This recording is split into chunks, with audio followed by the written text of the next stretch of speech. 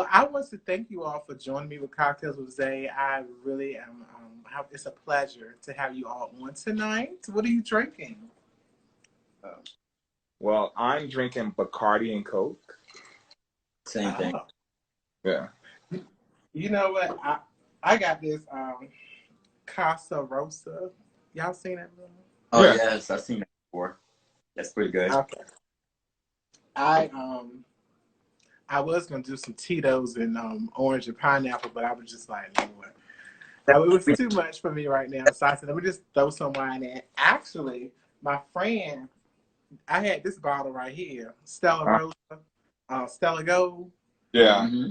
But all Stella Rosas normally have the little twist top, just a regular twist. I didn't know it was a cork. So here I am in front of the camera trying to twist the cap off, and they got a cork in it. I'm like, you know what? It's too much. So yeah, I want to say again, thank you all for coming on. It is a pleasure to have you all come on to Cocktails with Zaye. This is like my 7th episode, and I had to bring you all on because you are such a dynamic, team, and I've been inspired by your professionalism, your everything in the chef professional world. Since I first met you both, you all have been on point. Your food is on point. Everything is immaculate, and I just had to bring you guys on.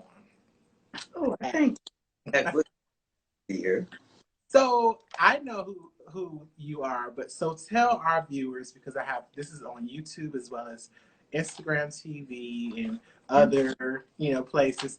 Tell our viewers exactly who Two Chefs Plus a Pan is. Well, I'm Daryl, Chef Daryl, and this is Chef Sean. We formulated Two Chefs in the Pan in 2015, so we've been going strong 5 years here in Atlanta. Prior to coming to Atlanta, we're natives of Virginia, Virginia Beach, Portsmouth, Norfolk area. But prior to coming to Atlanta, we would have a little bistro in Virginia Beach. We just decided that we wanted to kind of like change pace. Right. So we Atlanta. I think we came to Atlanta with all the dreams that everybody that usually come to Atlanta with, that I'm going to be on a reality show, that kind of thing. But the reality of it is it is hard. It's really hard. Not being from Atlanta to come and not know anybody or know anything about the city to build a foundation. And that's what we had to do here. We had to build a foundation. Right. We had some rough patches, with some hurdles that needed to be jumped over, some fences that we had to climb, Right. some tunnels to go through. But through all of that, we had the determination to drive to keep going. Mm-hmm. It was like I said, it was a pretty tight situation. Just happens to be, they say when your time is your time, and you don't know it's your time until it actually slaps you in the face. Right. Well, that's pretty much what happened. We were just going with the flow. I was working a regular job as a chef here in the city. Sean was doing his thing. He would like consult every now and then.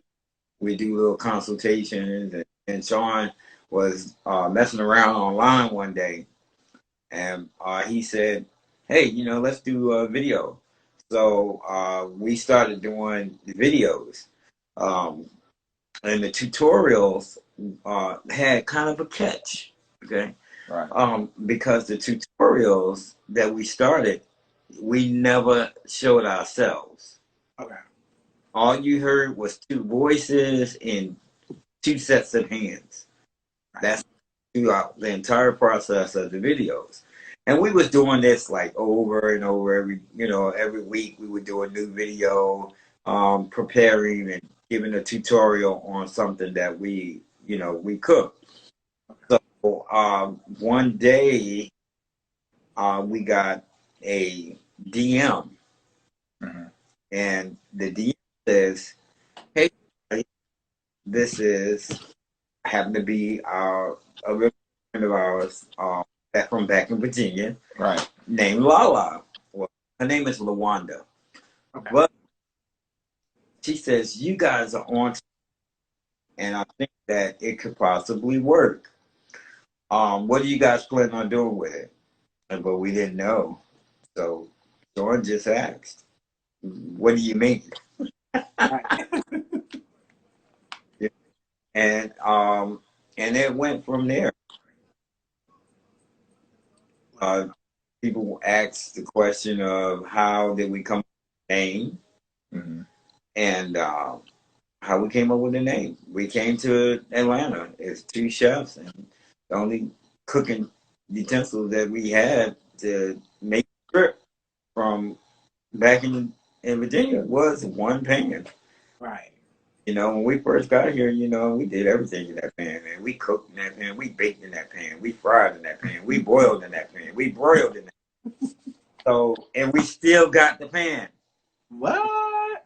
Yeah, it's a good pan. I should go get it. You want to see it? Yes. Show us.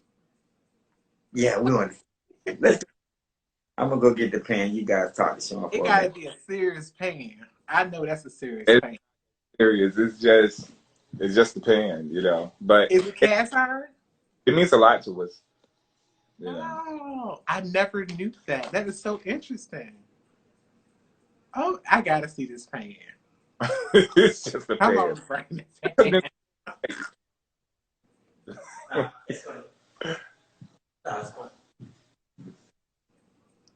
Wow, that is awesome. Just for you guys to see it. What? Oh, that's okay. They first person to ever Ever see this pan. You're the first Okay. person. Yes, it's very well seasoned. Wow. But yeah, but that pan, we did everything with that pan. We boiled in it, cooked in it, we fried in it, we baked in it, we did everything with it. And Because we only had, we had nothing else. because that's how we came up with the name. It was very, very catchy name, and uh, our friend Wanda, who you see her logo Okay. here, she became our Brandon. branding manager. Yeah. She helped two chefs in the pan. She's also our PR. She was our public relations during that time. Um, we worked hard and we overcome a lot of obstacles. And through all, we're thankful for all the individuals that we've met along the way. Right. That help pave the path that we are actually rolling down right now.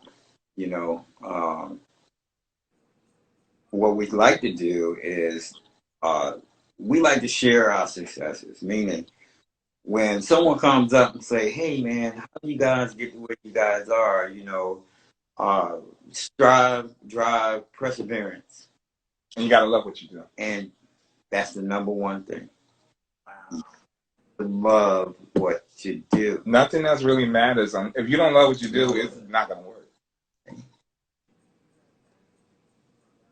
And you're gonna have to put some money behind yourself. Right. And you must invest in yourself. You have to invest in yourself.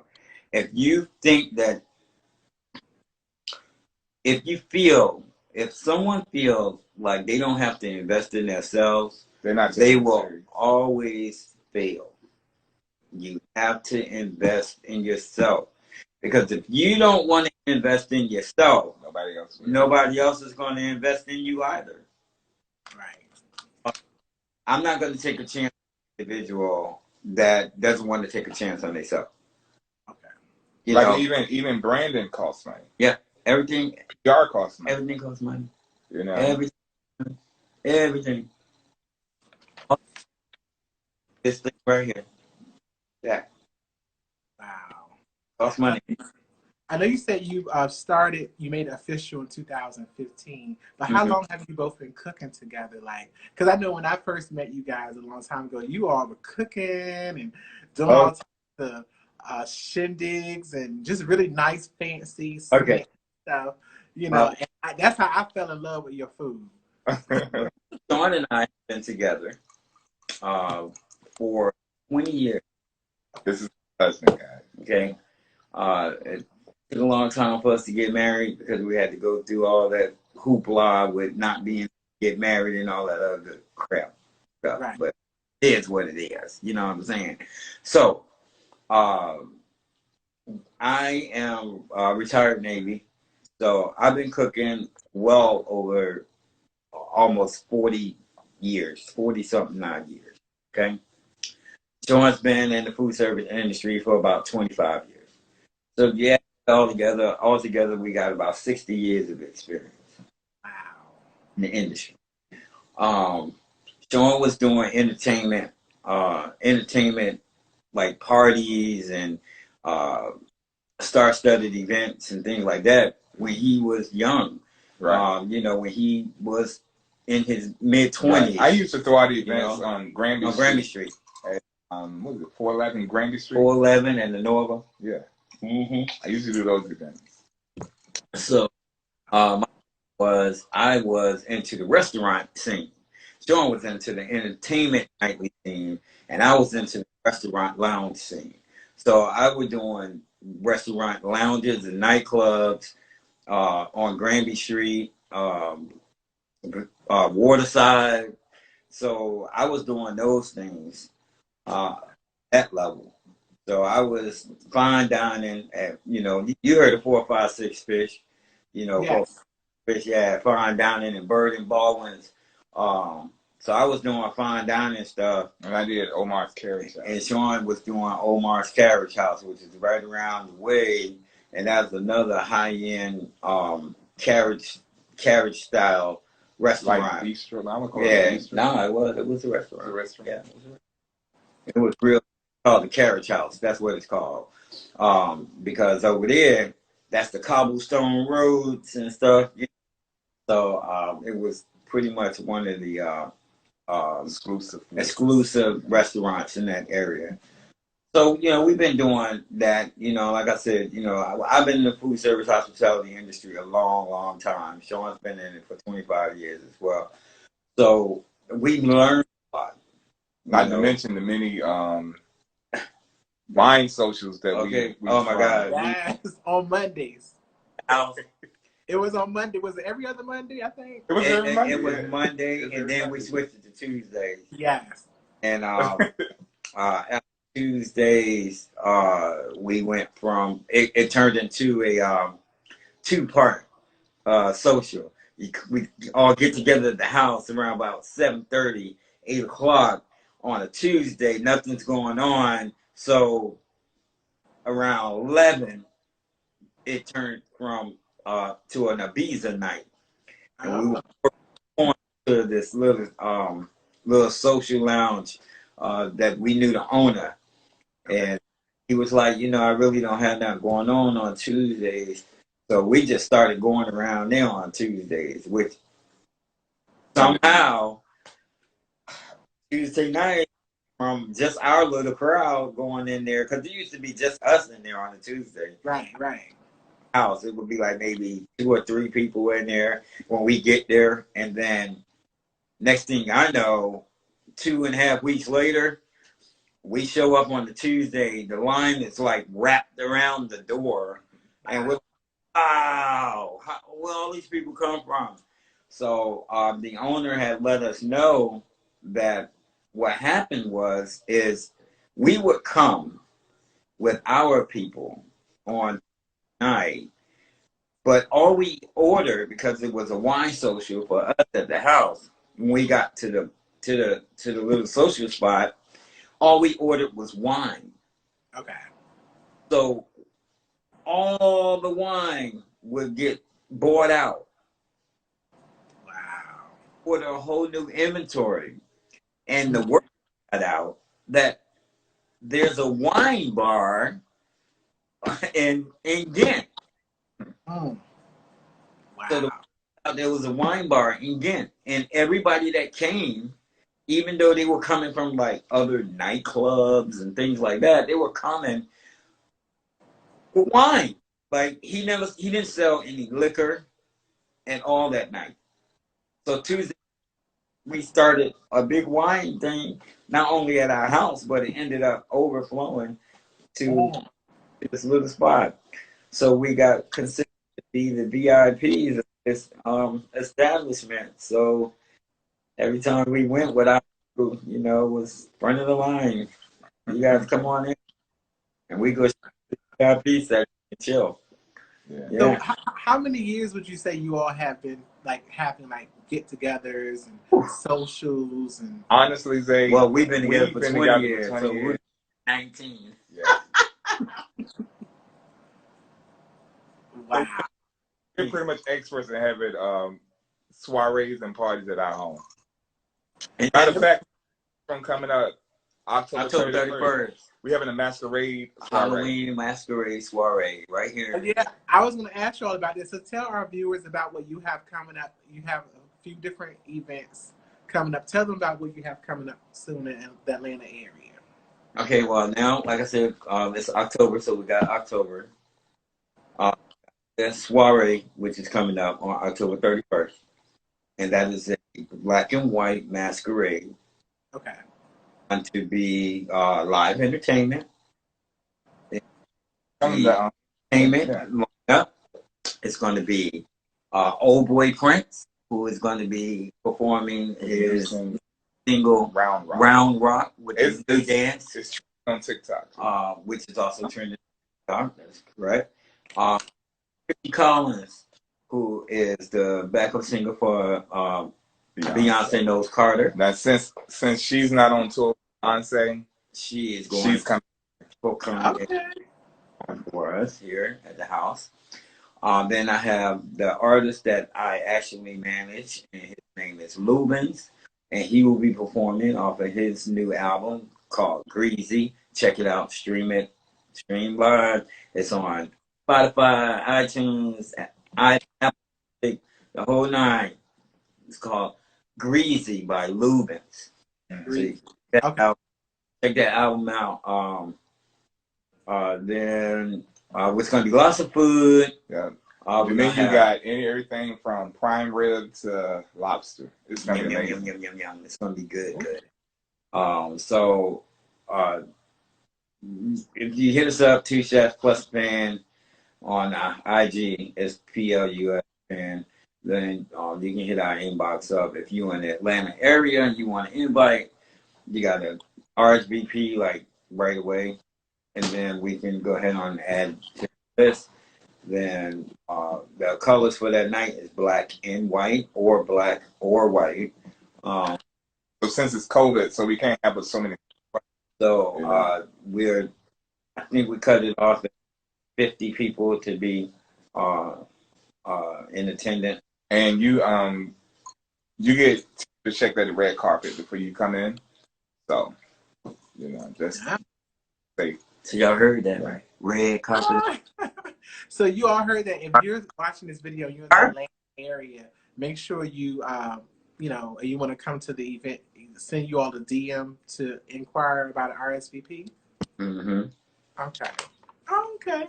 So I know both of you have different specialties, different things you like to cook, or what your specialties are as chefs. So starting with Sean, and then I will get yours after that, because I know you all have certain specialties that you really specialize, well, not specialize in, but you have certain things that are your specialties. So what would that be for you, Sean? Honestly, I do anything I do is pretty much great. I mean, I don't like bragging on myself or anything like that, because it's something I never did. But well, your food is great, honey. But it's something I never wanted to do or will do is brag on my food. But I'm pretty much a gourmet chef. Okay. So I love doing gourmet foods. But I do some southern foods also. I love cooking. Just period. So as far as having a specialty, everything. I, Oh, but what I love cooking, I love cooking Moroccan. Okay. Moroccan food, you know. So, you know, if I had a specialty, I guess it would be Moroccan because that's what I, you know. Okay, so Moroccan is your one of your unique items that you like to cook Yeah. to stand out and be different. Yeah. Okay. And I like to watch Sean cook. I remember you did a lot of pastries and stuff too, right? I honestly, purposely, I really like to bake. But for what we got going on now, you know, I do a lot of the administrative side of things. Okay. Because with what we're doing now, the cooking and the and admin and the setup and things like that, it all plays hand in hand. Like I said, you know, it's just me and Sean. So what we had to do was we had to weigh out our weaknesses.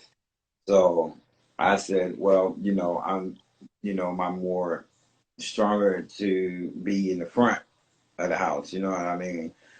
So I deal mainly with our customers and our clients, and then when we do the events, I do mainly the front of the house and the admin stuff. John does a lot of menu planning. He does a lot of the um, he does the exact cooking type part. I do a lot of the prep work because I'm on the back end. You know, love to bake. I am the baker. Okay. So I do cuisine, but cuisine is not my specialty. If you want to put it like that, my baking is a specialty for me. Um, but so I like baking stuff, but I haven't really baked anything in a while because I've been doing a lot of the administrative side of the house. But I find it fun. We have a good time in the kitchen, you know. Uh, and it's just like any other couple in the kitchen working together. You know, we chop Right. each other up every now and then. Uh, and it's like, you know, the outcome is empty plates. You feel me? So uh, that's the that's special for me. The biggest thing that I get out of what we do is see smiling faces and empty plates. You Right. know, last event we went to, it wasn't even no food left over. People were like, can I get like that last piece of asparagus right there? Oh. Like that one last piece right there. You know, I know it's only a half an asparagus, but like, can I have it with that little crumb tomato right there? Yeah, you know. But that I think is what drives us to keep doing what we're doing because we love what we do. Right. Uh, and when people acknowledge the fact that, you know, the empty plate,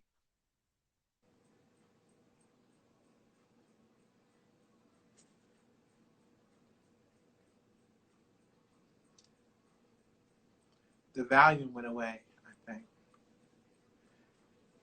Can y'all hear me? Is my picture clear over here? I just want to make sure everything over here is okay while we wait for him to come back. The phone is on mute. I can't hear you. You hear me now? I can hear you You hear now. me? Yeah, I can hear you. Yeah, pretty much, you know, yeah, pretty much we just love what we do, you know, and we just do what's best for us, period. Right. That's marvelous. We have a question that came up here. Wicks and Wines would like to know what's down the road for your brand. Oh my God, we have so many projects right now. It's like crazy. And on top of that, we actually have the foster son now also and a foster daughter. So you know, our time is pretty much spread thin these days. Right. You- But like you know, 2021. Who? You know what I'm saying we have a lot of things in the works. We can't really talk about it right now. Okay. But just know 2020 is going to be really big for for the two. Yes. Wicks and Wines. You should come to our Halloween masquerade. I'm trying to get down there. I was telling a few of my friends about it because I know when you all have events, I know how you all put it together. It's always a classy affair. And Oh, yeah. I know for sure if I want to go anywhere for the Yeah. Halloween, I've actually never been to a Halloween party. Can you believe that? Everybody's going to see it like that. Oh, well, I mean, I have to pause If it you up. have questions, make sure y'all ask the questions on the question box on the bottom as well. Okay. Y'all can hear me? Hold on. Everything? That's right. There you go. No. What? So if someone wants to reach out to you all to cater an event, a special affair, or whatever like that, how do you all determine like what items you Someone wants offer? to get in contact with us for some catering, pretty much just DM us. Just DM us, or either get a call or text, and we respond back to you. Okay. But pretty much, we like to make things simple. So Okay. we have per head prices for different menus and things like that. But we really like to, understand what the client's budget is before we even get into anything. Right. Because your budget will tell everything.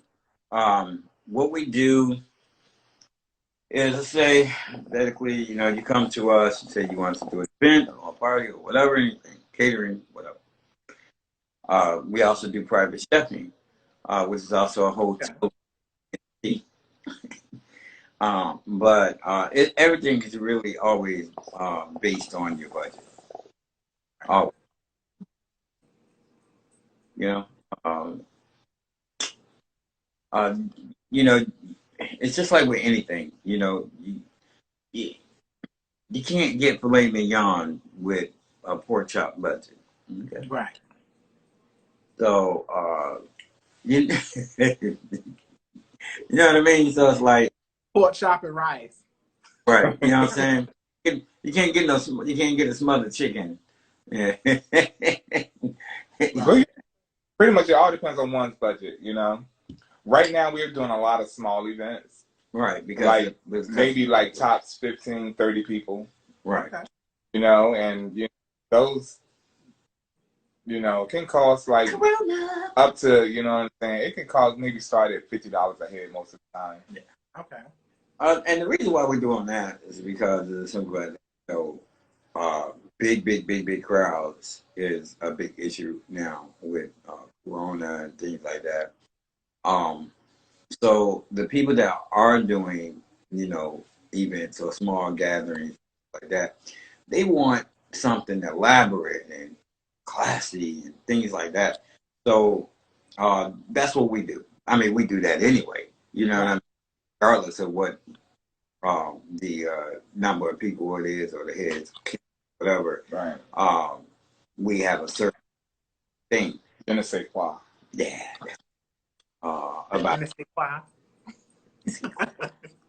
Wow. So what we do is we try and strive to give all our clientele and customers and things like that the same service, even from what we do for ourselves. If you came to an event at our house, you'd be like, wow, it's nice, blah, blah, blah. But then you go to somebody else's event and you say, oh, wow, who did this? And they'll tell you, oh, wow, yeah, it was Teachers was band. They came in and do it. And say, hey, well, they do this all the way around it. Because that's what we have to do. You have to be consistent with what you're doing. Right. You know what I mean? And we don't put out anything that I wouldn't have in my own home. Right. Or any event that I'm throwing. So if I don't feel as though it's to that level, I'm gonna keep working until it is to that level. And if I don't eat it, if I ain't gonna eat it, I ain't giving it to you to eat. Right. So what I say? Will there be a second cookbook coming soon? Yes, there will be a second cookbook coming soon. And here is the first. That's the first one. Ooh, tell us about the first cookbook and what inspired you to create that. Yes. The inspiration for that cookbook right there was a lot of things too, when we to Atlanta. Like I said, we jumped some hurdles. We had to go through some tunnels and jump some hurdles, climb some fences, and the whole nine. And through all of it, we came to the determination that you can do it. You know what I'm saying? With the help of our good friend J.L. King. And we met. We said, okay, well, you can do it. So we decided we was going to write a cookbook. I'm not going to say we didn't attempt to do it. We did the first time. Wasn't that nice? So the first cookbook that we ever did, we self-published. Okay. I think we did one copy. It was it. I need that cookbook that you got over there. You can do it. That cookbook was let's just say You can tell that we did it on you our can tell we did it. Was it costly to do it on your own? Yes, you can tell it wasn't professionally published. But It's a good book. It was a process. Started, okay, well, let's redo this, but let's get some professional help. Okay. So we got in contact with a good friend of ours, J.L. King. Everybody heard of J.L. King. He is the New York's best-selling author of The Down Low and several thousand other books that he's written. Right.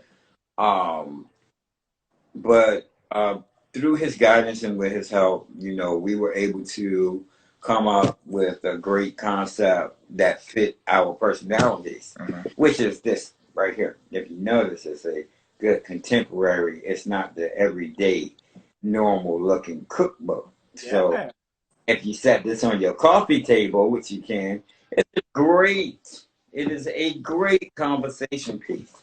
Because people will look at it and they'll say, oh, that's a nice book. And then you'll be like, oh, that's a cookbook. And then I'm like, yeah, it's a cookbook. That's a regular book. Magazine. But yeah, we got everything in this book, from tips and tricks in the kitchen to our favorite appetizer, soups and salad recipes. And guys, if you don't have one of these amazing books, hit us up. We're going to get that out to you. Okay? 2 chefs in the pan. Hit up in the DM. You want a cookbook? And we'll go ahead. We have 2 cookbooks in the working though. One is a keto friendly book. Yes. And yes, it's going to be called Fill My Soul. Yeah. So, and then you got... And then you have volume 2 of this, and this has soup, salads, and appetizers. And volume 2 will be entrees. And desserts. So it's going to be amazing, guys. Wow. Interesting. Well, I need that cookbook ASAP. I've been in here cooking. I've been on YouTube, looking at different stuff. It is what it is. I don't have no actual cookbook. I'm a little old school. I like the paperback books, like how you got. I need that ASAP. Yeah, we'll have a check us out on YouTube. You have a channel. We got a YouTube channel? Yeah. See, Daryl really don't. I don't do this. He don't do social media. So okay. My second job too. Okay. So. No, I do not. I am not the techie. You should have seen how long it took us to get this Instagram on the laptop today. What, 35? Oh, no. I didn't know you could go live on Instagram laptop. You can. Oh. We figured that one out. Mm-hmm. Yeah, you can. Yeah. Oh, okay. I'm not the... So the cookbook, they can purchase the first cookbook now. Yeah, they can purchase it now. Yeah. So they would just need to send you a DM. That's it. Send a DM and we'll communicate with them. They're in some Kroger's and things around the Georgia area. You just got. Yeah, when we published the cookbook, we partnered with Kroger, so you might find Kroger. Okay. Oh, that's great. That's fabulous. So speaking of cookbooks, right? So you said the second cookbook is in the making for keto, and you said baking stuff. It's supposed it came out. It's supposed it came out end of summer, but we had to push back some time because of COVID and things like that. We couldn't really do what we needed. COVID-19 hit, printers went out. Printers aren't printing, so the factories weren't manned. So, And then we're gonna have book signing and things like that. Now, well, Atlanta been open for a minute now, so things are getting back surely. Slowly but surely. Right. You gotta protect yourself. You wear your mask. Wear your mask. And sanitizer. All the time. Yeah. So tell me this, because chef industry is very, booming. There's a lot of chefs and so many people who offer so many different things. What makes your brand different than everyone else? Like, what is it that you can say? If I had to pick between you all and another company, what would be the reason why I need to choose Two Chefs Plus a Pan? What is your you know what I'm trying to say? Three things. Okay. When you go out to eat, look at taste and service. Okay, I heard service. What was the first two ones? Taste, appearance, okay, service. Okay. Three things that you look for when you go out to eat. Right. Right? But 9 times out of 10, did you get all three? No. It either looks good and tastes bad and you got good service, or you got bad service, it looks good and tastes bad, right. Or either one. You don't get them all. Well, that's where we come in. Because not only do we give you good tasting, we give you quality service, and our food looks good. So we give you all three. Mm-hmm. And we can give you all three and keep you on that tantalizing aspect of visualizing which food's supposed to be. We're going to give you that experience that you paid for. Right. Right. So if that's what you got, that's what you got. Now we also have an entity in DC that we partnered with pretty much other in DC. It's called Chef X Concepts. Chef X. Now with Chef X, think of Uber. But take Uber out and put a private chef in the middle of it.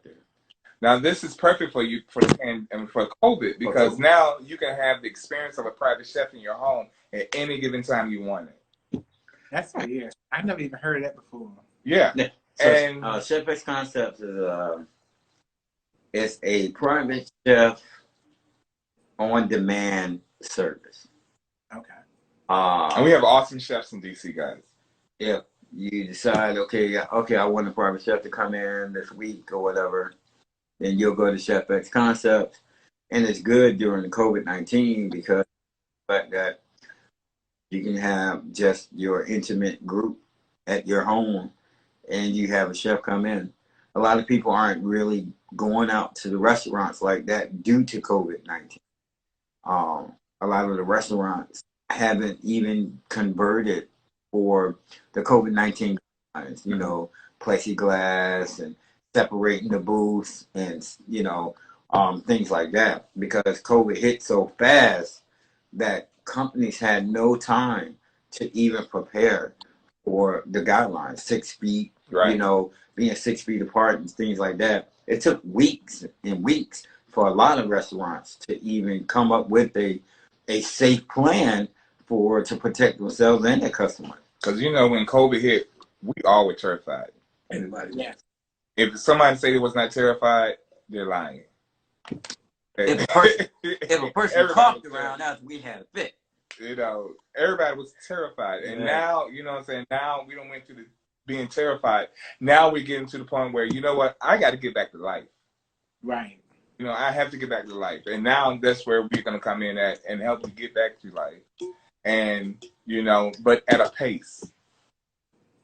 Because now you can have that perfect gathering and you don't have to be in a club, you don't have to be in a nightclub, you don't have to be in a restaurant or anything like that with other people around you. You can invite your own 15 friends, because with Chef X concept, we only do 15. It's the top. Yeah. Anything over 15 is a catering. Right? Okay. Private chef no longer. It's a catering. But you guys can enjoy your company, and you have a private chef. You get a private chef experience, and you get all these things, and you pay this amount of money, which you probably would spend in a nightclub. Yeah. Popping bottles or going to a restaurant and splurging out. You know, it's not. I'm not gonna say I'm not gonna say it's the cheapest thing to do, but it's the most safe exquisite thing to do. Right. That's awesome. So this is something that's only exclusively available in DC, or is it metro area? This time. Okay, so would it be DC, Maryland, Virginia, or just primarily? How about DC, Maryland, Virginia, Delmarva? What is it? No, it's not Delmarva. No, it's not Delmarva. What is it? DC, Maryland, Virginia. It's a try. It's a try. Yeah. Tri-state area. But those are the launch cities that we are launching in. Nice. That's awesome. And that's very unique and different as well. Please let us know. We will gladly assist you. We just recently had our Private Chef Week. Every September we do Private Chef Week. We just had our second annual Private Chef Week. That's our other DC event. That's a week-long event in DC, yeah. Private chefs in the DC area.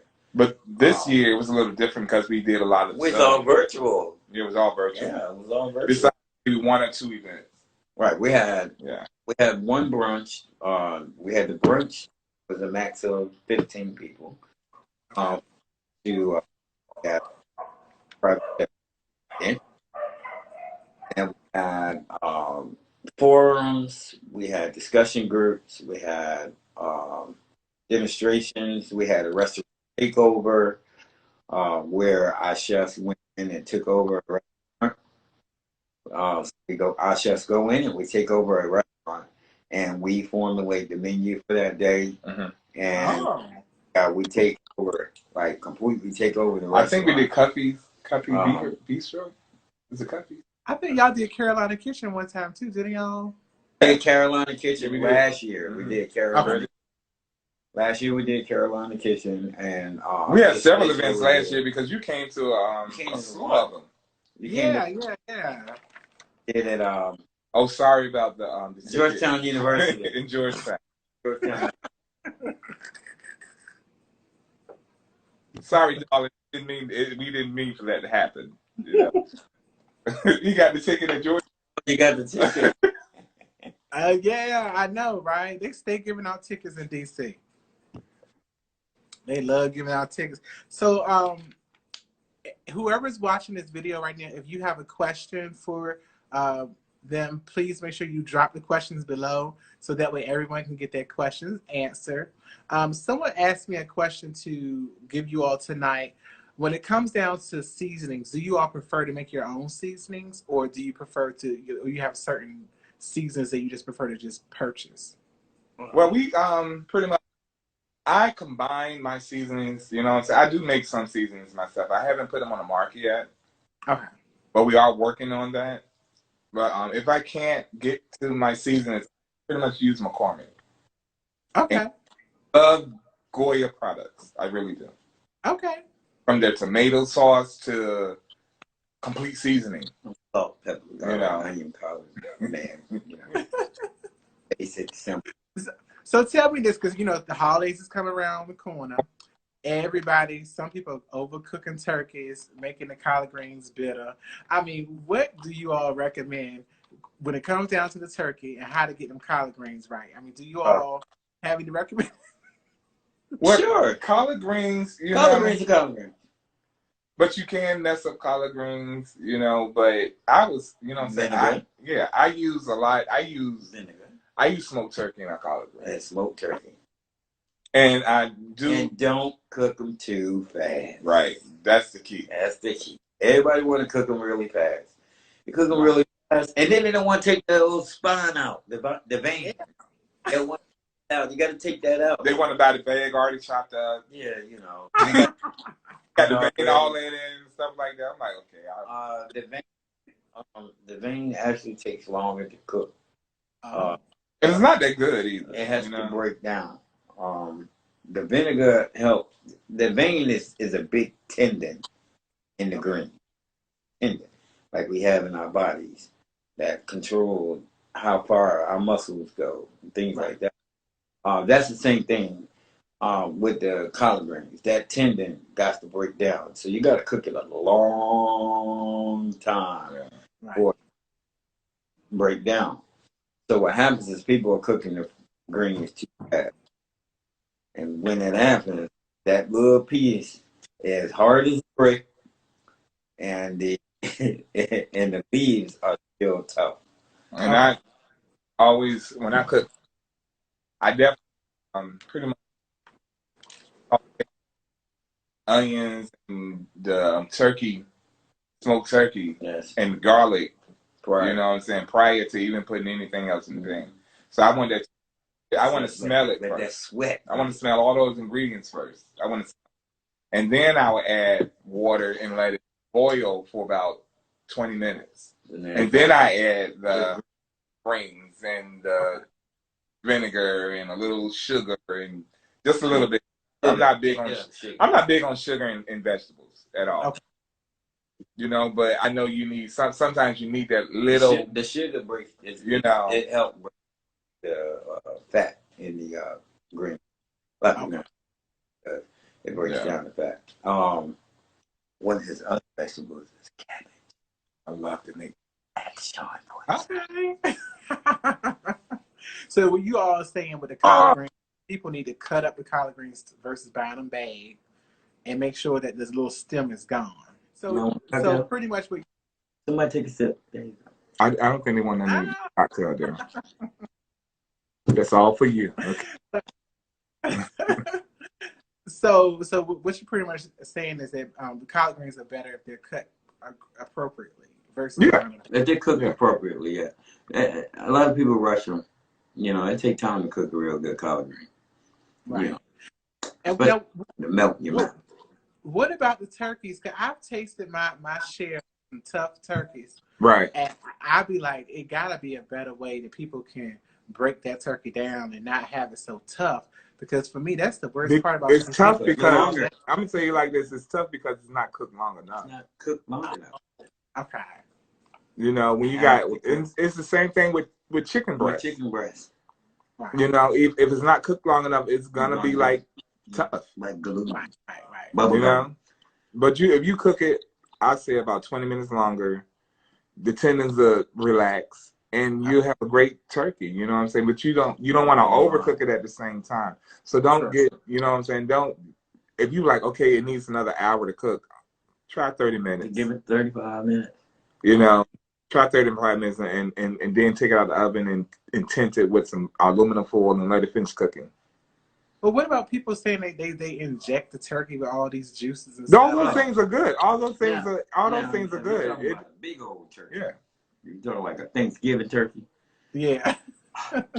Infusion is good. But if you're going to infuse the turkey, the only place you really can infuse it is in the breast. So you have to infuse it in the breast. What I usually like to do is I usually cut a little slit right at the joint where the wing at, and I cut a little slit there, and I lift it up and I stuff it with garlic and butter and all that stuff up in there under the skin.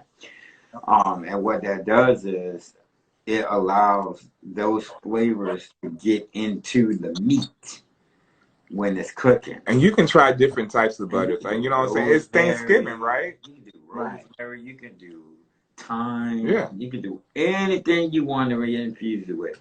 That European butter and that Irish butter that you always see in the grocery store, like, I wonder how that tastes. Get it. Yeah. Okay. This is your chance to try it, try it out. You'll find that it's very creamy and it's delicious. Yeah, and it's really good. You know, stuff it in your turkey. You be like, okay, now I just... Me and my turkey expensive. Right.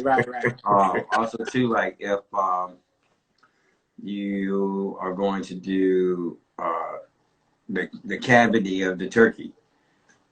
Make sure you season the cavity of the turkey. Please. A lot of people don't. They just season the outside of the turkey, call it a day. Throw some stuffing in it, right? Sit that turkey up right and season the inside. Season salt, pepper, garlic, whatever, however you're gonna do it. If you feel like you're not gonna stuff the turkey, you take garlic bulbs, the whole garlic, everything, the shells, the whole nine, and you shove that in the middle in that cavity of the turkey. And let it do what it do. With some quartered onions. You shove all that in there, maybe some rosemary leaves, and you shove that all up in the middle in that cavity, and you cook it like that. And then when it's all done, you just pull all that stuff out of there. That's it. And that turkey gonna be so juicy. I'm so happy to see you all. It's almost like we're like in person. So, tell me this. So we're gonna. I got a couple of questions for you all. Like, so before you all got into starting your company, or even got together, were you all both cooking prior to that? Like, did you grow up in the kitchen? I was a Navy chef, so I was cooking in the Navy. I started at 17 in the kitchen. So I've always been cooking. that was in the Navy, but I was actually into food service at 14. I was working Kentucky Fried Chicken, Burger King, and all that good stuff. But I've always been a restaurant type chef. Right. So, like working in the restaurant, you had to follow their recipes. Like you couldn't create. Yeah. You follow the recipes for the restaurants or whatever. Same thing with the military. When I was in the Navy, you had to follow the. You got to keep this thing still. I used to be a banquet server. I didn't hear that. What was that? You said you used to be a banquet server? Oh yeah, I used to be a banquet server. Yeah, I worked for the Marriott in downtown Norfolk. And it was so interesting that the way how hotel food tastes versus like food tastes done by a private chef. It's a totally different. Yeah. It's like right. A private chef has more freedom to do what they want to do. Okay. It's their thing, per se, you know? So they get to express who they are through their food, you know what I'm saying? But when you work in like in an industry, like hotels and things like that, those things, a lot of those foods come already pre-made. Sometimes. But they have protocols. You know what I'm saying? They have guidelines. So it's like you have to follow this recipe. You follow this recipe, right? And that's the recipe you follow. Okay. And everybody coming in behind you follows the same recipe. Right. So, you know, like their chicken and white wine sauce is gonna taste different than my chicken and white wine sauce, right? Because theirs is gonna taste pretty much different, you know. It may not be tasty to you. It may turn you off from chicken and white wine sauce. You know, with a white wine sauce, it may turn you off, right? Because it's not gonna have that extra in there. You know, it's gonna be white wine sauce. I found a recipe online. It was because I love salmon. Oh, did I say it right? Is it salmon or salmon? Salmon. You want? I call it both. Okay. It depends on how my pronunciation is acting that day. Sometimes salmon, sometimes maybe salmon. Salmon. We're having fish that day. We're having salmon today. What type of fish are you having?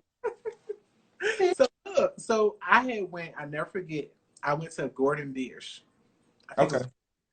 And they had like a piece of salmon. It was a very thin piece of salmon, but when I tell you, it was like the most, it melted in your mouth. You barely had to chew. And I was like, so every time I went to like a restaurant ever since then, I was looking for that same effect. You trying to share it?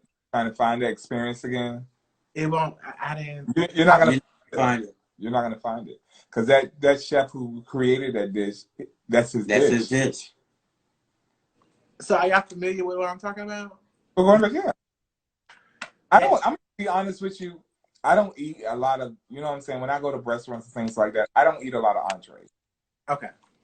You know what I'm saying? I started with an appetizer because, you know what I'm saying? The appetizer ain't good. Right. The way I see it, the appetizer isn't good. I'm not going to want to spend my money on your entree. Right. You know, so I'm going to try your cheap dish first. Okay. And your cheap dish is delicious, you know. Okay, well, the rest of the food, got it sometimes. Not all the time, but, you know. If I spend $10 on your appetizer, I go ahead and spend $40 on your entree. And it's good. If it's good. I do a $35 entree. Yeah. Right. Like now, my biggest thing is I like salmon. Sorry. I love salmon, and I love it depends on how many cocktails you had. Yeah. Like how it's pronounced. You like salmon? Yeah. I like salmon.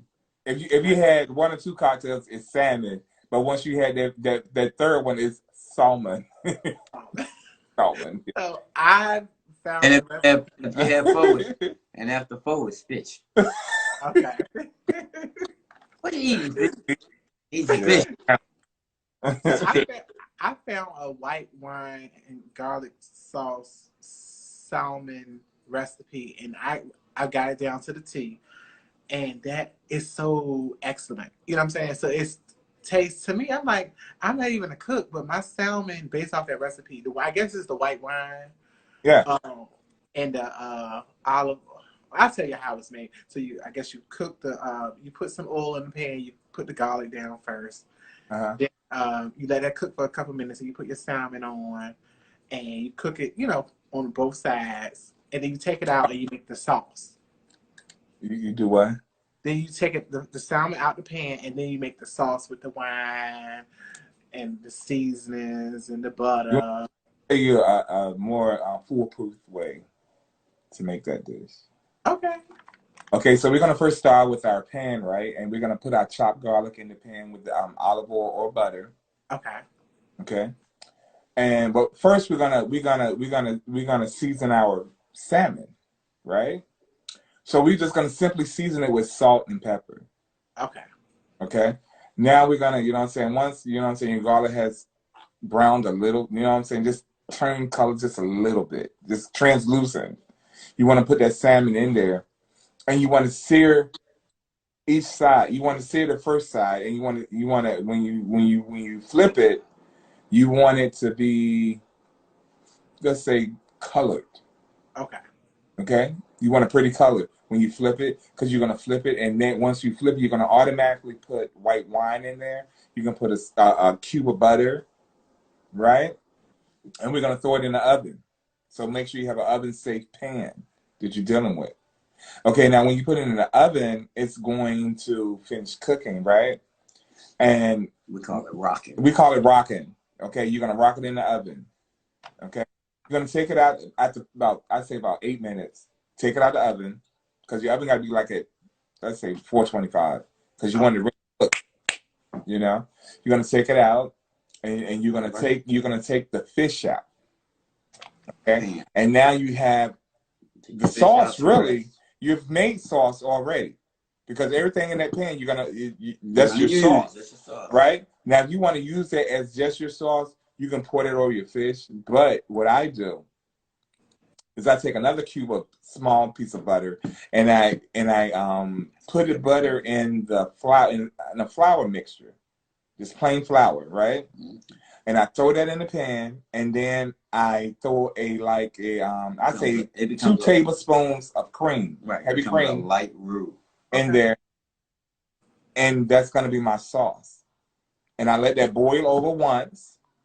Now I take it and I pour it over my salmon. It's delicious. That sounds awesome. Now you're cooking, darling. Yeah. Oh, okay. Now you're cooking. So the first time I tried it, I followed the recipe, but the bottom side was burnt. Like burnt. You just gotta watch your food. You just gotta watch it. You gotta, you know what I'm saying? When you hear it, you have to learn how to hear your food, because it's gonna take you that it's time to turn it. Yeah, it's gonna tell you that it's time to turn it. It's gonna tell you when it's done. For instance, when you're frying something in a deep fryer, when the noise goes down, You and you don't hear it that much, it's Yeah. ready. Yeah. Pull it out. Okay. Pull it out. Wow. Because you don't hear it when it gets silent like that. That means Stop all talking. the moisture inside of it has pretty much Start gone. talking. You know what I'm saying? So now you can pull it out because when it's not yelling at you, you need to take it out. Yeah. Okay. Yeah, you need to take it out then because now it's pretty much done. If it's it's done. too quiet. If it's too quiet, you burnt. mean you don't burn it up. Oh wow. Big thing like, oh, I burnt the shit up. Yeah, but That's interesting. Because I mean, I followed the recipe to the T, but I was wondering why I was smoking like that. I was like, sometimes you can't follow these to the Sometimes T. let's- You cannot ever follow it because everybody's cooking and instruments are different. Right. Okay. We have a high heat oven, so if it's 375 on the knob, it's actually 400 inside the oven. Right. Oh, okay. So like when I when you used get to bake the fish, yeah, it's like when you get the oven, you know what I'm saying? You probably mess up your food like twice. Yeah, you gotta play with it until you really realize, oh, okay, I can't cook this like I used to because gas cooks different than electric. Man, you know what I'm saying? Cooks different than high heat. Coils do different than gas in your oven. Yeah. So you have to look at all those things to come up with the perfect solution to it. To how you cooking your food. So when they say cook your salmon on high heat, and you just know food. Right. Period. When they say cook your salmon on high heat, what does that mean? What is high heat? Is that 6 to 8? Is it 4 to 6? High heat is what you have the oven set on. 425. Oh. Yeah. But they said a frying pan when I looked at the recipe. It depends on what recipe you're using. Now, when they say I never cook salmon completely in a stove. Pan. Nah. In a pan. I never do that. Okay. You know, I never would do that because you're gonna have over. You gotta rock that baby in the oven. You gotta rock it in the oven because salmon don't need you to play with it. Nah. Yeah. It's a delicate piece of fish. Right. You know. Don't take long. So once you sear it, that's the only stove. I mean, that's the only fire you need on it. You sear that, it. Seal that thing needs to go in the oven and finish rocking. Right. Okay. All right. So oh no. Sear it, then put it in the oven for That's about it. 8 minutes. Put some moisture in. Right, but you gotta add moisture to it. Oh, keep it in the pan, right, with the salt. Yeah, keep in it the in the pan. pan. Just add moisture to the pan. Okay. Mm-hmm. Okay, so I know everyone, again, this is the 2 chefs. We have them live here, so it's very rare that you get chefs on live where you can ask questions, especially before some of y'all mess up y'all food, honey, for Thanksgiving over cooking greens and making cabbage bland, honey. Ask them questions. Yeah, so I have to get your book.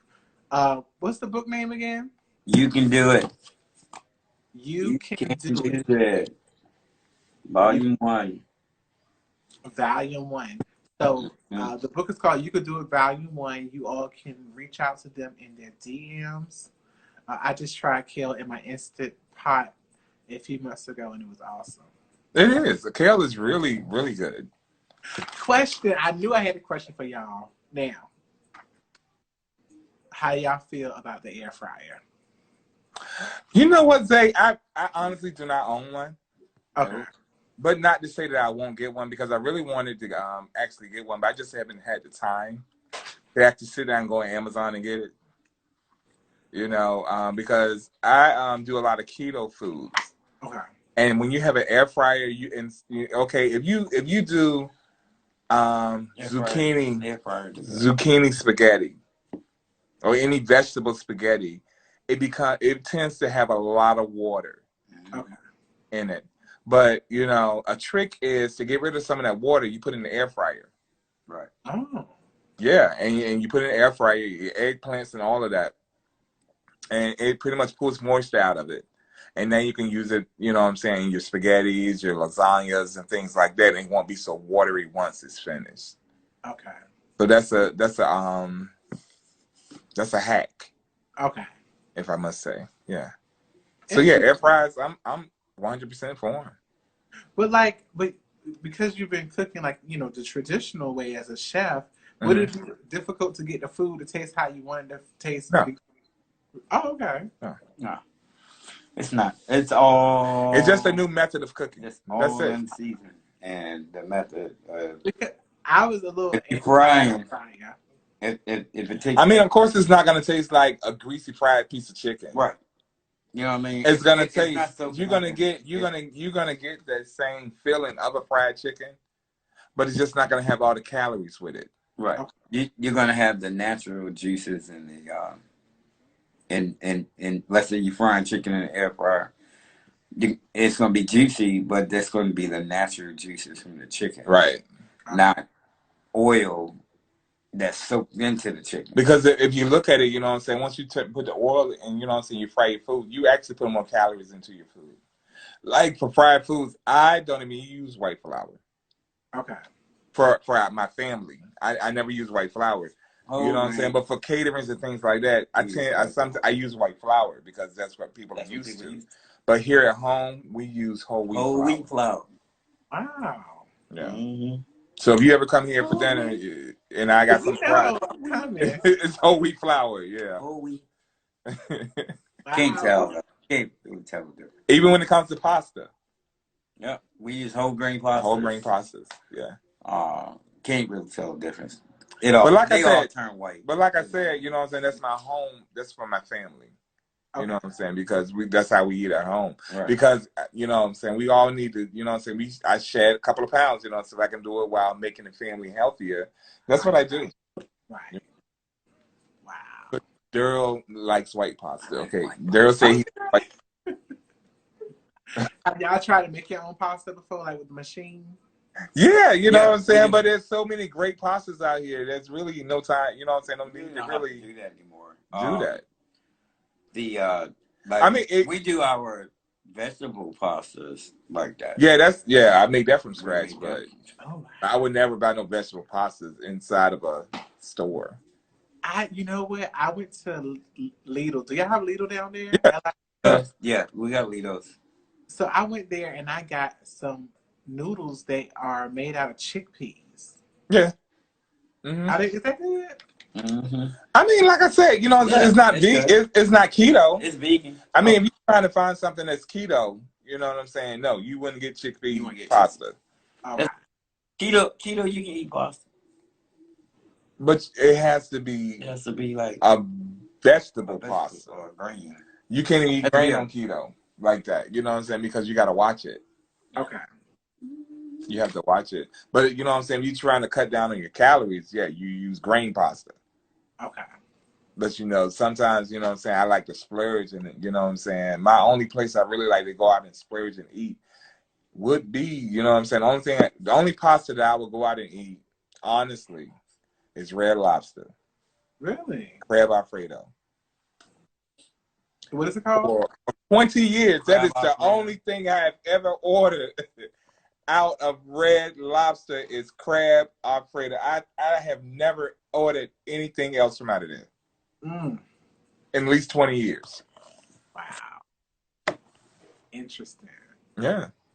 Daryl, he like, you know what I'm saying? He may pick over the menu. I try this, I try that, I try this. I said, just give me the crab Alfredo, the extra Alfredo sauce. I'm happy. Period. You know, I'm happy. Because, you know what I'm saying, when I find, you know what I'm saying, it's hard for me to go out to a restaurant and actually find something I really like because I cook so much. Right?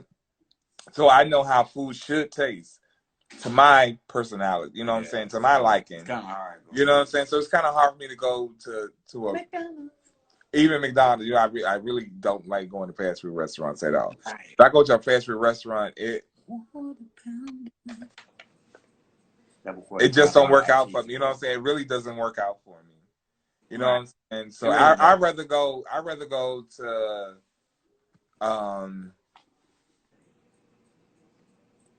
anywhere that I can get a sandwich from that's made fresh. Subway.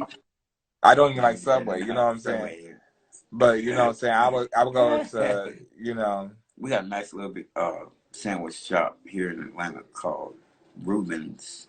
Oh, now they're good. They make that. Like if I had to pick a fast food restaurant or a sandwich, I would definitely go for a sandwich. Okay. a fresh one. Yeah. And not Boston Market. Oh, not Arby's. I'm sorry. We tried Boston. I'm gonna be honest with you. We tried Boston. I was really hungry. And this was 2 weeks ago. I was really hungry. And I remember back in the day, I used to go to Boston Market and get the spinach souffle. How do y'all feel about Trick Daddy seasoning? Never had it.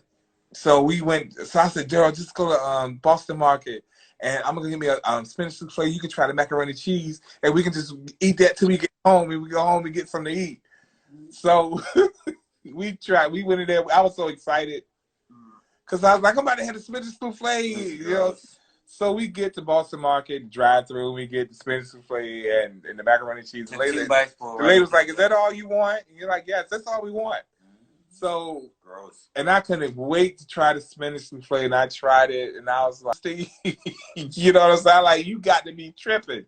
And I was like, Dura, how's your macaroni and cheese? He was like, it has no taste to it whatsoever. It's horrible. So I don't know if the things have gone down in the past years, or this is just how it was back in the day. I think they're putting no pride into their work. You know, I think but it's just a job. Nah, it back wasn't in the there. day, people put love in the food. It wasn't there at all. It really wasn't like there. We still put love in the food. A lot of people ain't. How do you feel about Trick Daddy seasoning? Never had it. Daddy. Nah, I never had Trick Daddy seasoning. Had Trick Daddy. What kind of seasoning does he offer? I don't know. I've never tried it. Go-to meals. Oh, a quick go-to meal for me is a bowl of honeycombs. A quick go-to meal for me is homemade chicken noodle soup. A really simple one. Yeah. Oh, we just had that the other day. It was the bomb. Delicious. Okay, I'm trying to tell you. Ooh. Quick meal. Ain't nothing wrong. Ain't nothing like you can get the canned chicken from out up the tuna section. Yeah. Some canned meat aisle. Some Goya chicken seasoning. Some low carb spaghetti noodles. The vermicelli. You know, and some fresh vegetables. Carrots. Celery and onion. Saute that stuff. Put your seasonings in there. Add your water. Cook your noodles first. Once they done, throw them in the pot. Throw your chicken. Simmer for about 10 minutes.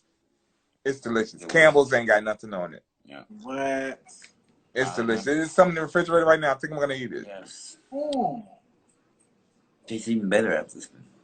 Because you know what I'm saying, I think I love it so much because I grew up just eating Campbell's out of the can. That's probably how I got big back in the day, y'all. You know what I'm saying? To be honest, I would eat the Campbell's chicken noodle soup. I love that stuff. Honeycomb. You know, because you know, I honestly, when I'm not cooking, I like eating it very simple. Yeah.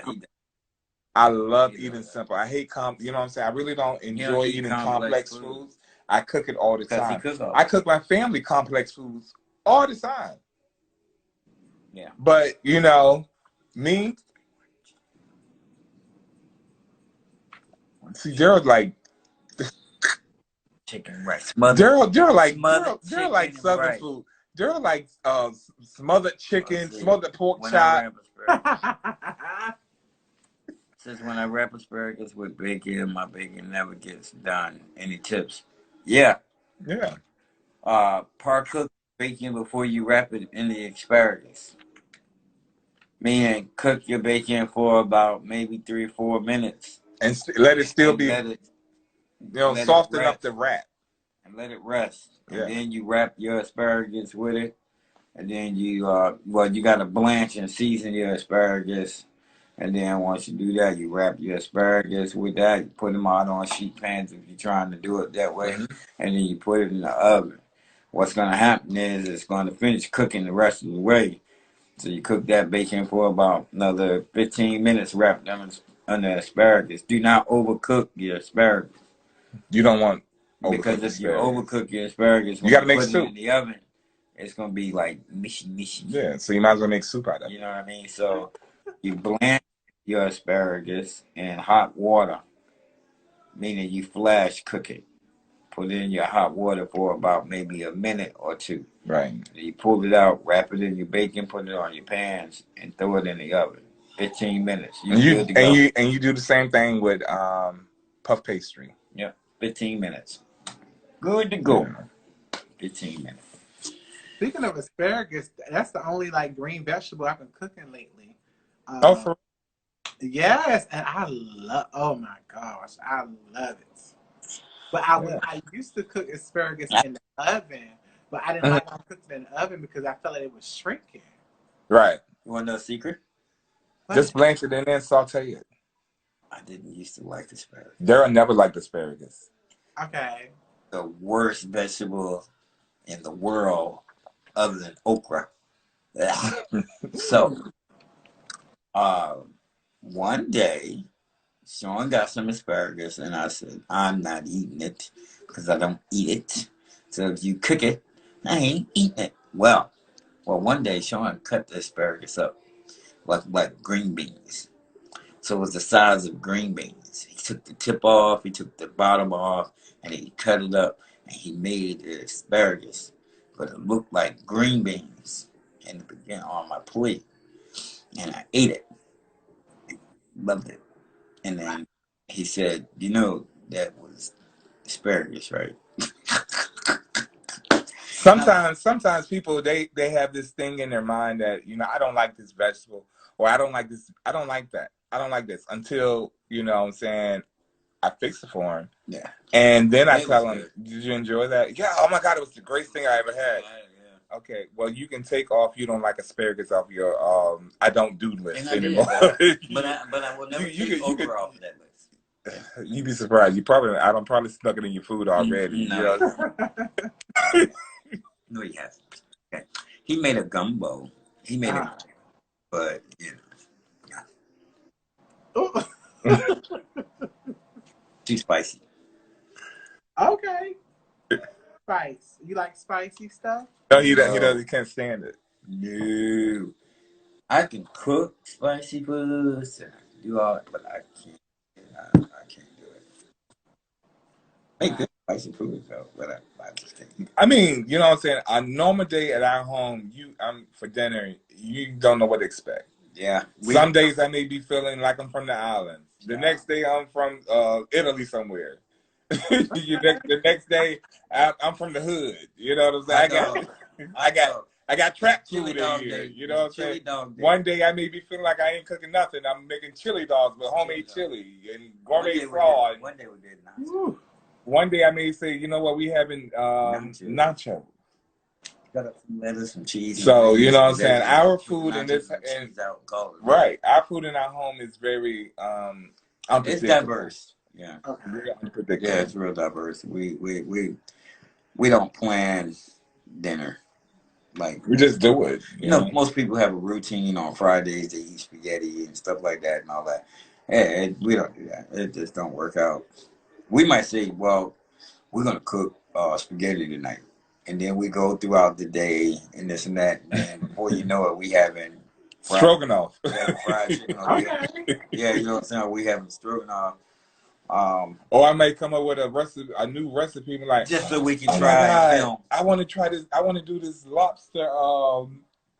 Like we did a lobster bisque. A lobster bisque tonight. What? A couple weeks ago we did lobster bisque. And Daryl's like, I don't even like lobster. Okay, well I'm gonna make it anyway, and I'll make you something else. You know what I'm saying? I don't like lobster. You know, you want some oodles and noodles?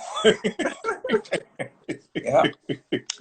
Let me get my cup of soup. But yeah, but other than that, you know, so on a regular night, we pretty much just try to eat simple as possible. Like today, we had fried chicken and French fries. Yeah. Okay. No, we had fried chicken and French fries today. You know, so, you know. And then you got to think we have 2 foster kids. Right. You know what I'm saying? So, you know what I'm saying? To pretty much please their appetite and things like that. You know, kids are simple. They love to eat simple. Right. But we try to introduce new things to them. So once they get out on their own, they'll, you know what I'm saying, understand and know cuisine. If nothing else, you know what I'm saying? They know if they go to a restaurant, they know how to order it. Right. You know, they're not going to go in a restaurant and say, I want to order some chicken fingers. You know, because to them, you know what I'm saying, chicken fingers is something that they eat. Like gourmet chicken fingers is something they eat here, like on a bad day, on a bad night that I don't feel like cooking. You know, so they're not gonna go out and say, I want to get chicken fingers and I want to get some nachos and things like that, because those things are readily to them anytime they pretty much want them. You know, You cook it all the time. But to a normal child that's not in a home that has like professional chefs and things like that, that's like something like they never get, you know what I'm saying? So when they get out, they're like, oh my God, they have nachos, or they have this, they have that, they have this, and my kids are looking at them like, bitch, we had that all the goddamn time. Bitch, where the lobster, where the crab legs at? You know what I'm saying? Give me that. I don't get that at home all the time. You know? So yeah. I think it's important to show them that there is another type of life out there. You just gotta, you know what I'm saying, try it. Right. Yeah. We have a couple questions here. Let's see what's next. Hold on. Oh no, we got that one already. Hold on.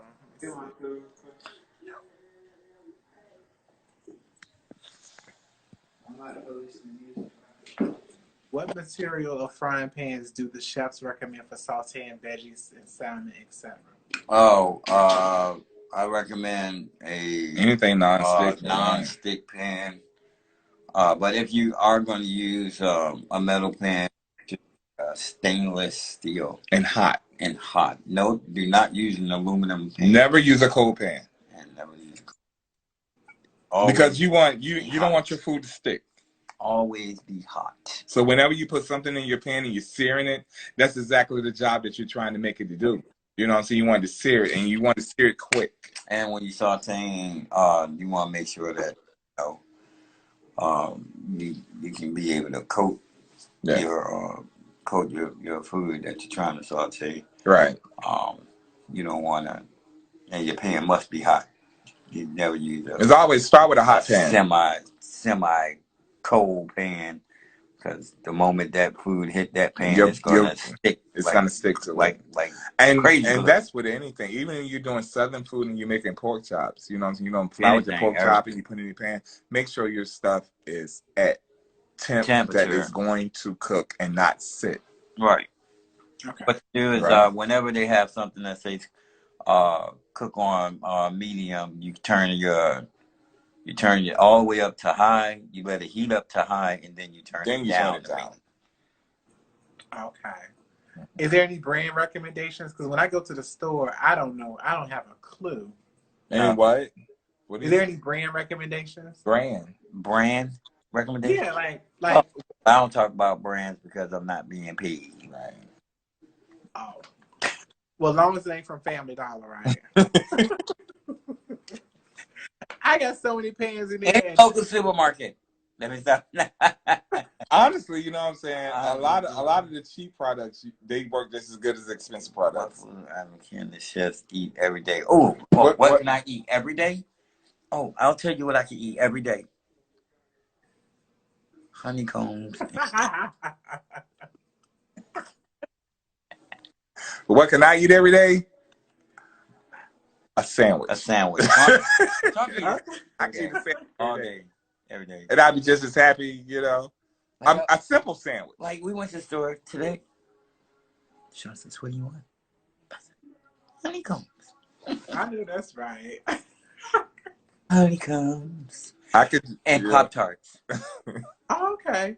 You know what? I went to a restaurant that had, it was called the Iron Rooster. I don't know if you ever heard of that restaurant before.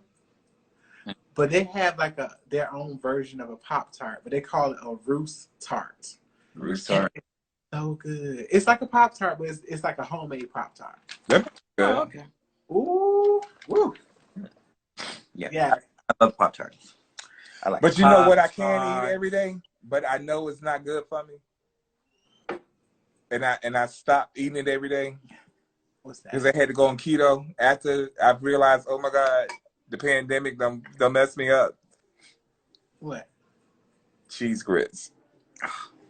What kind of grits though? Oh my God. Just cheese grits. I mean, what kind of grits? Like grits. I know not because I like my grits dry. Well, you can do quick grits or you can do hominy grits. I eat regular grits, like Like Quaker Oats. No, grits. Not. I mean, well, it can be Quaker. Oh, it can be Quaker Oats. Yeah, whatever. It, Quaker, it doesn't grits. matter. You know what I'm saying? It can be grits. Yeah, just grits. Quick Cheese, grits. And you know what I'm saying? I use sliced sharp American cheese. And the only store I've seen sell that is Publix. Okay. And I use a little Parmesan cheese. Ooh. And, yeah, that's the secret. He told the secret. You guys are gonna think it later. You got salt, pepper. You guys are gonna and butter. You guys are gonna thank me for that later. Trust me. And okay. If you a little bit. I don't use. Have you ever made a strawberry biscuit? Yep, sure have. I'm trying to find the recipe. You want to know it? Can you make a biscuit? A homemade biscuit. Add strawberries. No, you got to choose. You get your fresh strawberries from the store, and you cut the tops off, cut them in half. Do you make you stew them? Put them in a small sauce pot. Mm-hmm. You stew them with a little bit, just enough water to cover it, and then you boil them. That's called stewing. Boil. You stew the strawberries. Once you stew the strawberries, you drain them. And then you let them cool for a little bit, and you chop them up. You make your biscuit dough, and then you roll your biscuit dough out flat, and then you put your strawberries on the top of that, and then you roll it, and then you knead the strawberries into the dough. And once you do that, then you can roll it back out and then cut them out little biscuits, or you can just, take a spoon and spoon drop your biscuits on a sheet pan, a greased sheet pan, and you have the best strawberry biscuits. And then once your biscuits start to cook down a little, you open up your oven, you take some melted butter and brush right over it with honey, butter and honey, and you over top and put it back in, and you let it finish cooking. I think I want some grits tonight. It's gonna be that. I think I taste your shrimp and grits one time. Do you like a shrimp and grits? I just want the grits, honey. I'm just being honest. You know what I'm saying? Just give me the grits. Okay. I've seen a couple chefs using the meal grits or something. Mm-hmm. It's some weird kind of grits. This is the thing, though. I never had grits growing up. Okay. I never had grits growing up. And even when I got with Daryl, he used to, talk about grits and eat grits and things like that. I used to make them because I'm a chef, you know what I'm saying? But I never tried grits. I used to make them and everything. I think I started eating grits a year ago. Because we was in Miami. I think we were in Miami. Yep, and I made some grits. And we was doing this event, and we was doing this event on this yacht in Miami, and we did a brunch. And I was like, okay, so we got this grits in the pan. I'm like, I'm really hungry because, we haven't had time to eat anything. So I just took my finger, after the grits was already plated and things like that, I just took my finger and what the fuck? Best thing you ever tasted. What the hell? Did I try it again? I was like, oh my God, I love grits. I love grits. I took a mean grits. Wow. Really? Oh my gosh.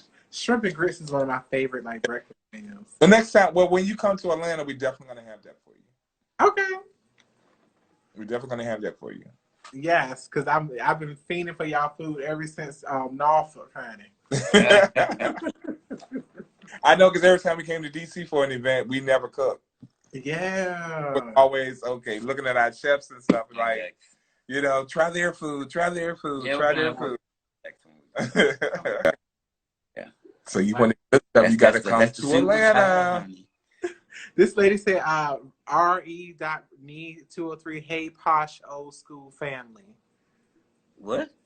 She said, hey, posh.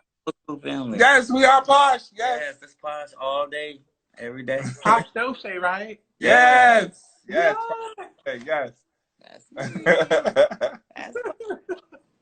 So before I know we look a little different from Posh though. You know what I'm saying? It's okay. Is that who I think it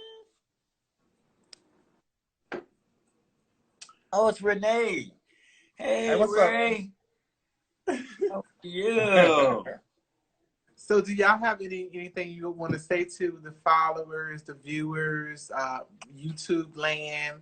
Because this is 2020 and we're going into 2021, and you are the top tier chefs, honey, in Atlanta, and they need to make sure they know exactly who you are, how to book you, how to buy your book, and all that good stuff. Well, 2020, you know what I'm saying, was a rough start for, well, it was a great start for everybody, and then it turned into a rough start for everybody. But guys, we have something big in 2021. Worst year ever. But we turned it into something great. Let's come out of a bad situation. Because this year was horrible. COVID-19, it just messed everything up for everybody all over the world, not just in one area, but the world.